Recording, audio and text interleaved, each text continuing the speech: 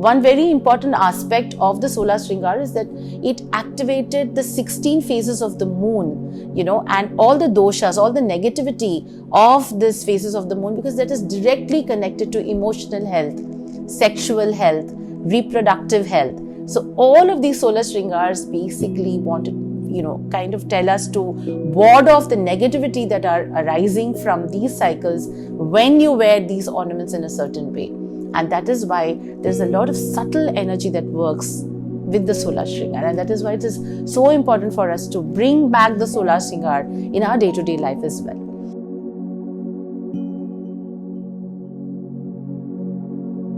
So the first Shringar out of the Solah Shringar is the Bindi or the Tilak.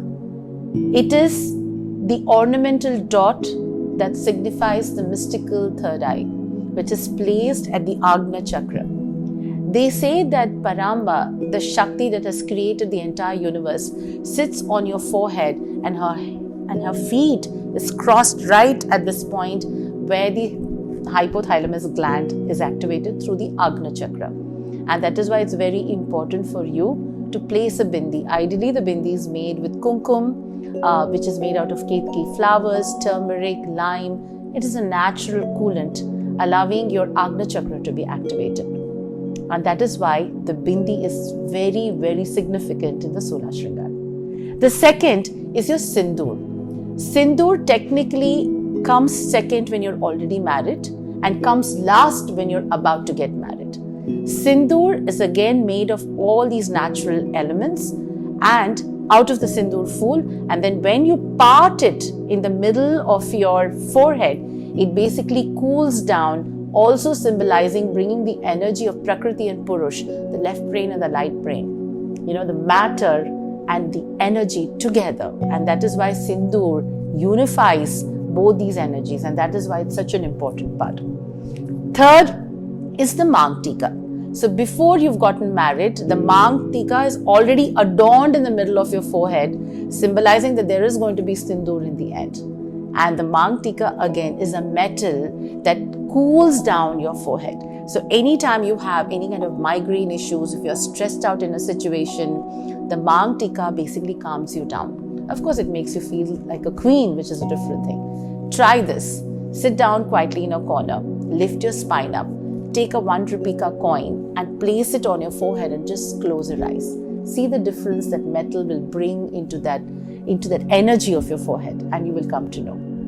The next is your Kajal. Kajal traditionally is made with camphor, with sandalwood, with a lot of other castor oils, coconut oil, almond oil, cow's ghee. All of this are basically tempered together, and this coal that comes out of this tempering is extremely cooling to your eyes. Of course, it also wards off evil eye, and Kajal is an integral part of the Solah Shringar in our culture. Then you have the nut or the nose pin. The nose pin is actually a very, very important ornament. It basically works with the acupressure points of your brain. So your sinuses, if you have a lot of headaches frequently, if you have a lot of hyperacidity, the nut will actually help you to keep that in balance. Also, it is connected with your Swadhisthana chakra that is responsible for your reproductive cycle. And so when you have a nose piercing, your entire reproductive cycle comes into play and it is balanced. And that is why the nut is of utmost significance. Unfortunately for me, I have never been able to keep a nose pin. I have pierced my nose more than 13 times. It's never stayed. But if you're one of those lucky ones, I strongly suggest that go and get a nose pierce today. After the nut is the karnaful or earrings. So initially in the ancient times, a lot of heavy ornaments were laid onto your ears, and the whole idea there were several piercings, and all of those were acupressure points, and they kept a woman in her strongest health. So one of the points that you do on the top of the ear actually is connected to the spine strength. The piercing that you do in one of this ear, the ear extension over here, is for your knee strength. So when the karnafuls were done or ear ornaments were part of Solah Shringar that basically meant that your physical body, your bone health was going to be extremely strong. And that is why the Karnaful had a lot of significance in the Solah Shringar. After the Karnaful is your necklace or your har. So this particular area is the Vishuddhi chakra. And when ornaments were layered like the Navlakha har or simple flower hars or simple chains or bor malas and all of these different kind of neck adornments that we have in the Indian traditional jewelry were basically to enhance the strength of your neck, to expand your chest, to allow diaphragmatic breathing to go in when you wore those heavy jewelry, and to basically allow metals to touch your skin in those areas. It kept cancer away. It kept any kind of fibrosis away. It allowed for the collarbone to become much stronger, the scapula to become much stronger. Heavy jewelry also made sure that you were not stooping. You kept your back absolutely erect. And that is the significance why even today, when a bride goes in to get wed, she wears a lot of layers of necklaces to just allow her posture and her entire, it looks magnanimous. And that is the reason they were always part of the Indian Vedic culture. Then you have the Mahindi. The henna flower by itself is a coolant. So every time you had hyperacidity, or because especially when you're about to get married, there's a lot of stress that's happening in your system. Mahindi was a way to cool you down. And of course, it looks beautiful, it makes you look very special. And Mahindi is a very, very important custom in all the cultures in our country. And it was given a lot of importance ever since you were a small girl. During festivals, you were put henna. So basically, the idea was to regulate even your menstrual cycle, because a lot of heat is produced when girl starts to menstruate, and then of course it leads to one problem after the other. So Mahindi was regularly put in their hands just to keep them cool. After that is your Heartful or the RC, that you wear these several, different rings, and then you wear it in a bangle, and then that goes matching with your abhushan in your ears. So the whole idea of the Heartful is to make your hands look beautiful, because you're going to be doing a Kanyadan and you're going to be extending your hand in front of the fire, and your hand is going to be the centerpiece of the entire ceremony. But apart from that, your hands are the main points of acupressure in your body. They say that the entire anatomy of your body, it lies in your hand and lies in your feet. And so when the Heartfuls were done, they were basically to give pressure at the right point in your hands, right? So the Heartful became a very important part of the Solah Shringar. After that is your Bajuband or the amulet. Now, amulet basically signified abundance. It signified a lot of rich people in those days. The queens kind of adorned amulets. And amulets basically kept your arm fat in check, because obviously it came in a particular size, and if you were eating too much, if you were putting on too much weight, the amulet won't fit you. So also, apart from that, it kept your heart under control. So if you really, if you know that when you have minor heart attacks, your hand or your arm starts to basically give away, or it starts to palpitate. When you wore amulet, you kept the blood pressure in control. So that was also a reason that amulets were included in the Solah Shringar. Then we have the bangles, the wrist, because the bangles again are adorning your wrist. It also activates your pulse points. And even now they say that always wear a bangle, or at least wear a thread in your wrist, because that kind of allows you to be grounded. It also takes this one nerve, the rings that you wear, the Heartful, which is connected to the bangle, goes to your heart. And that is why you have the engagement ring or the wedding ring that is worn on the left ring finger, right? So there is a lot of scientific reasoning behind that. And then you have the Cummerbund. The Cummerbund not only makes your waist look beautiful, because most of our costume is a lehenga or a sari where the torso is exposed. And so the Cummerbund kind of added beauty to your entire torso, but also kept your figure in check. So women knew that if they had a certain measurement of the Cummerbund, they should not exceed it, because then they know that they're putting on weight.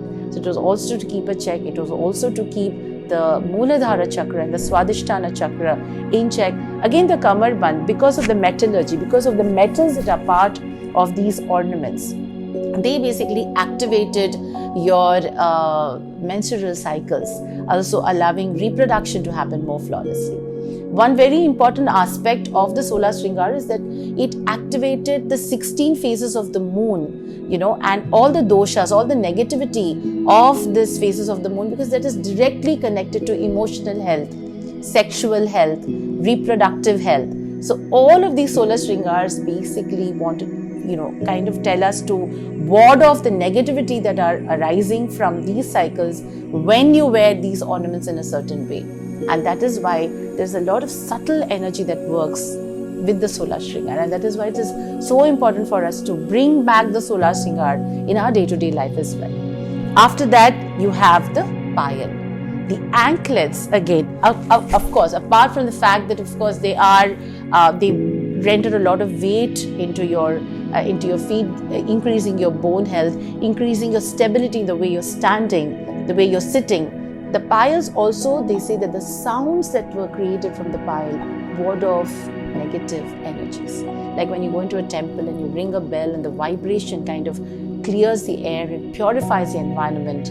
A house with young girls wearing payals just brings in a lot of Lakshmi, a lot of Shri, a lot of happiness around the house. And that is why payal, again, is a very important part of the Solah Shringar. After which is your toe ring or the bichwa. The toe ring, again, the nerve that from the toe that goes from that finger to your heart, to your reproductive system, is all connected. So you have the femur bone, which is the longest bone in your body, and the sciatica nerve, which is the longest nerve. And so the toe ring connects the sciatica nerve. And when those vibrations in the metal hits the sciatica nerves, you generally don't end up having a spine injury, or you don't end up having cramps in your muscles. This muscle tension is much lesser. And the bichwa is also directly connected to the Swadhisthana chakra, which is an important chakra for marital bliss. Right? So the reproduction, having children after that, not having issues with your gynecological part of the body, all of that is directly connected with wearing the bichwa, and that is why it's an inherent part of the Solah Shringar. Needless to say, the bichwa is generally worn after the wedding. It's worn by the bride and not by somebody who's not married. Right? Then is you have the bridal outfit by itself. Like I've earlier mentioned, that in our culture, in the Vedic Sanatana Dharma, garments were never stitched. They were basically to signify that, there's one single flow of fabric. But the garment that you, in different cultures, you inherently see either a green or a red or a mixture of white and red. Basically, red stands for fertility. It stands for beauty. It stands for prosperity. So the bridal garment, according to different cultures, whether it's a lehenga, whether it's a sharara, a shalwar, or a sari, or a 9-yard sari, from culture to culture, region to region, is generally made out of silk and signifying luxury, signifying prosperity and a lot of love, basically. Red stands for a lot of lovable energy especially between a man and a woman. And then last but not the least, we have the Kesha Pancharachna, which basically means hair adornments. So where a bride is given a beautiful look with her hair, she is a lot of fragrant flowers are kind of stitched into the hair, making her hair look beautiful, bountiful. Flowers in the hair basically symbolize coming one with nature, allowing nature to be part of your everyday styling, everyday look. Also saying that, picking up a fresh flower and putting it in your hair basically is to take it as a prasad, that the beauty of nature only will complement the beauty that you have within. So these are the Solah Shringars that every Indian girl has the good fortune to adorn at least once in her lifetime. Refer to your own customs in the family, talk to your grandmothers, find out what they were wearing, and try to bring back traditional Indian jewelry into your wardrobe. I hope you like this content. If you like these kind of topics, do write to me in the comment section below. Stay connected with me, and I'll come back with some more small tips that come from the Indic culture. Namaste.